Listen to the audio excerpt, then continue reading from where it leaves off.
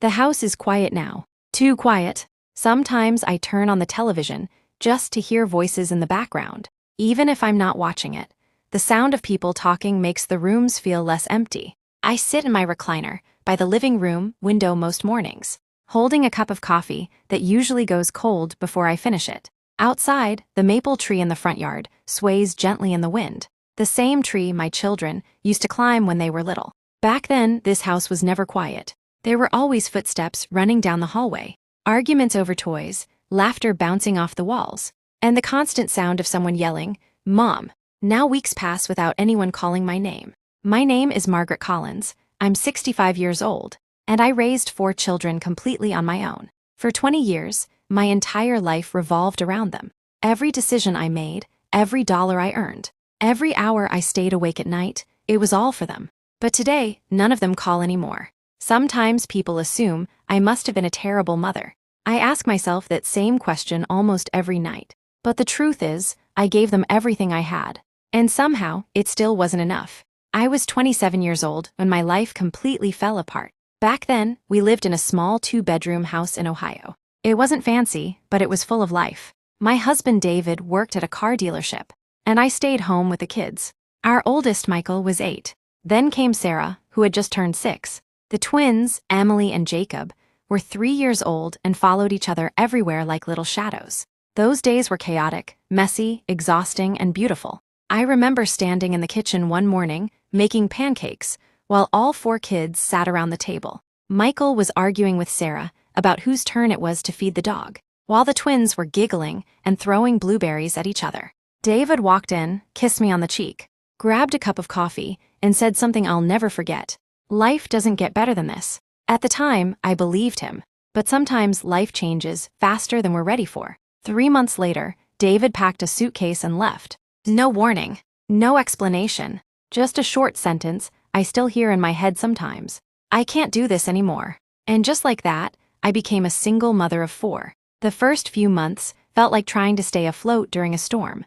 Bills piled up on the kitchen counter. I had never worked full-time before, and suddenly I had 4 little mouths to feed. I remember sitting at the kitchen table late, one night after the kids were asleep, staring at the electric bill with tears running down my face. I didn't know how I was going to make it. But the next morning, when the kids woke up, I wiped my face, poured cereal into 4 bowls, and smiled like everything was okay. Because when you're a mother, you don't get the luxury of falling apart. You keep going. I got a job at a grocery store, stocking shelves during the day. At night, after the kids went to bed, I cleaned offices for extra money. Most days I slept 4 hours, sometimes less. Michael started helping with the twins after school. Sarah learned how to make peanut butter sandwiches for everyone. We became a team. And even though life was hard, we had each other. Looking back now, it wasn't the big events that mattered most. It was the small things. Saturday mornings, when we made pancakes together.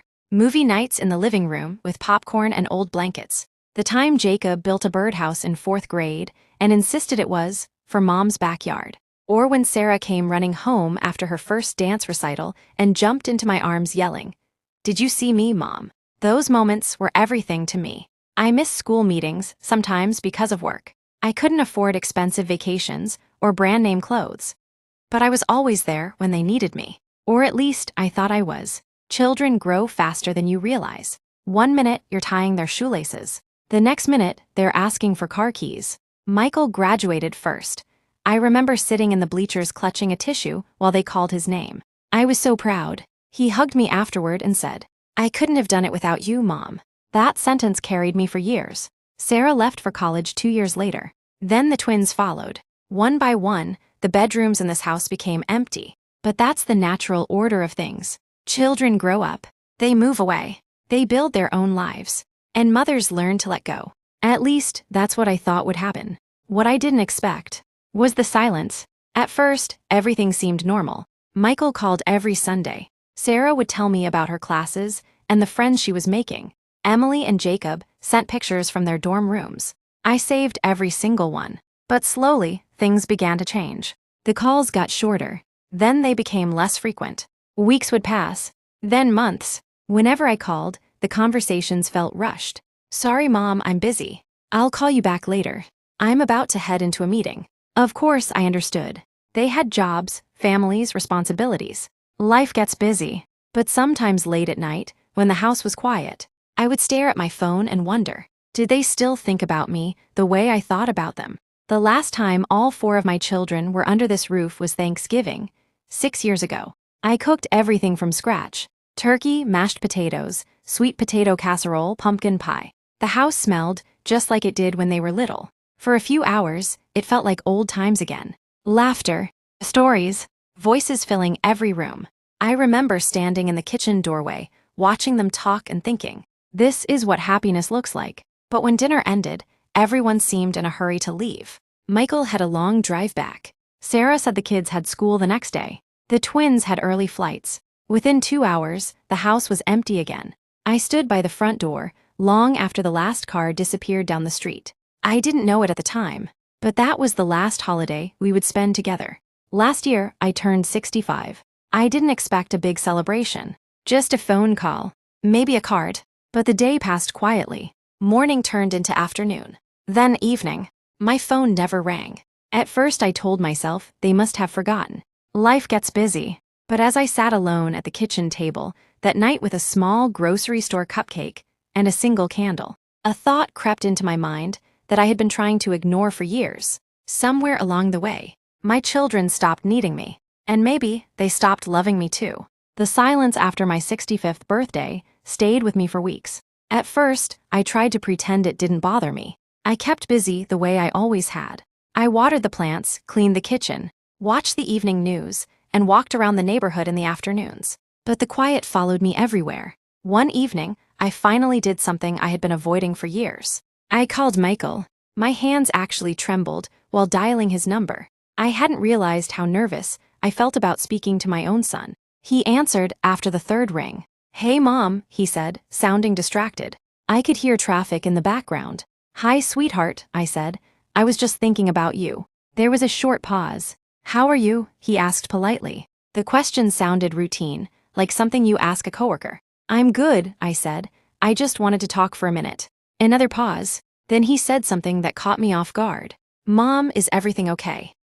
I laughed softly. "Yes, I just miss you." For a moment, neither of us spoke. Then he sighed. "Mom, you know things are busy." And just like that, the conversation ended 5 minutes later. After hanging up, I sat at the kitchen table staring at the phone.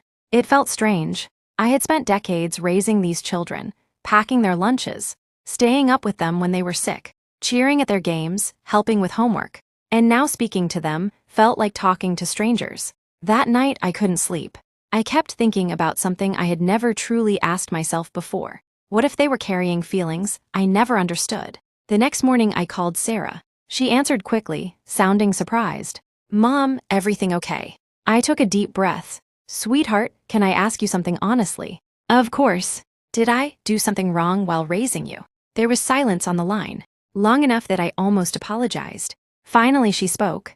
"Mom, why are you asking that?" "Because sometimes it feels like all of you disappeared from my life." Another long pause. Then Sarah said something that changed everything. "Mom, we didn't disappear. We just learned to live without you." The words hit me like cold water. "What do you mean?" I whispered. Sarah's voice softened.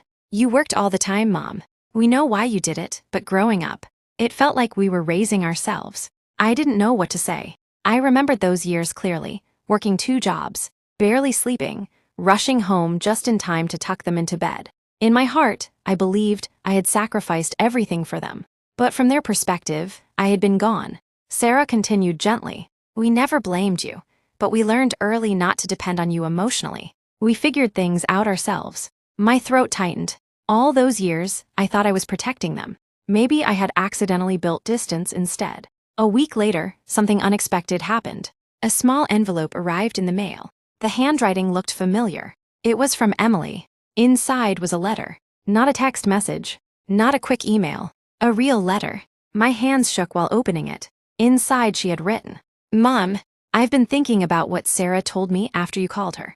I don't think any of us realized how lonely you might be now. When we were kids, we saw you as strong, almost unstoppable. You worked constantly, solved every problem, and never showed weakness. I think we assumed you didn't need us the way we needed you back then. But maybe we were wrong. I'm sorry we let the distance grow. Maybe it's time we start fixing it. Love, Emily. Tears rolled down my cheeks as I read it, not because it erased the pain, but because it meant one thing. They hadn't stopped loving me. They had simply grown used to life without me in the center of it. 2 weeks later, my phone rang on a Sunday afternoon. It was Jacob. "Hey, Mom," he said. "Hi, sweetheart. I was thinking, maybe we could all come visit next month." My heart skipped. "All of you?" "Yeah," he said. "The kids would love to see where we grew up." For a moment, I couldn't speak. "Mom," he asked. "Yes," I whispered. "I'd like that very much." The day they arrived, I stood by the window the same way I used to when they were children. One car pulled into the driveway, then another, then another. Suddenly, the front yard was full of people, grandchildren running across the grass, doors slamming, voices calling out, "Grandma." The front door burst open, and little footsteps filled the hallway. For the first time in years, the house sounded alive again. Michael hugged me longer than usual. Sarah helped me in the kitchen like she used to. The twins argued over who would carve the turkey. At one point, I stepped into the hallway and looked around quietly. Laughter echoed through the rooms. The maple tree outside swayed in the wind, just like it always had. Life had come full circle. Later that evening, after everyone had gone to bed, Michael found me sitting on the porch. He sat beside me. "You know, Mom," he said softly, "we never stopped loving you." "Then why did the calls stop?" I asked. He thought for a moment. "Because we thought you were strong enough not to need them." I looked up at the stars. For years, I had believed I had been forgotten. But the truth was more complicated. Sometimes love doesn't disappear. Sometimes it simply gets buried under time, distance, and misunderstood strength. Michael placed his hand over mine. "We're here now," he said. And for the first time in a long while, the silence didn't feel so heavy. If there's one thing I've learned at 65, it's this. Children grow up. Lives get busy. Years pass faster than we expect. But love, real love, doesn't vanish. Sometimes it just waits quietly for someone to make the first call. And this time, when my phone rings, I make sure to answer.